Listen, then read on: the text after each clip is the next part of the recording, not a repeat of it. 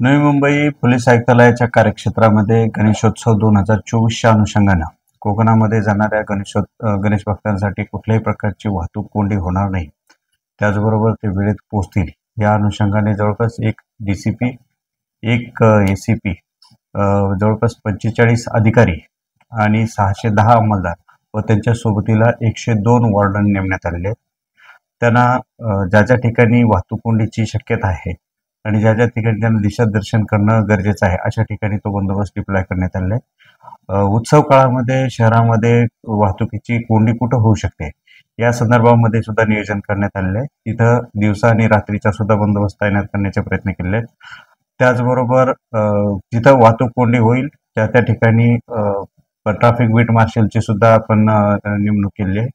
त्यामुळे ते traffic beat marshal आपल्या दुचाकी वाहनावरून तिथे असणारी वाहतूक कोंडी करण्यासाठी सुद्धा मदतीला येतील. एकूणच या उत्सव काळामध्ये वाहतूक कोंडी होणार नाही आणि गणेश भक्ताला कुठल्याही प्रकारचा वाहतूक कोंडीचा त्रास होणार नाही या अनुषंगानं आयोजन करण्यात आलेलं आहे.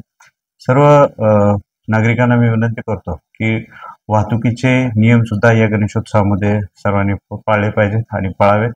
ज्यायोगे आपण आपला जीव धोक्यात घालणार नाही आणि इतरांचा जीव सुद्धा धोक्यात घालणार नाही या दृष्टीने प्रयत्न करणं गरजेचं आहे.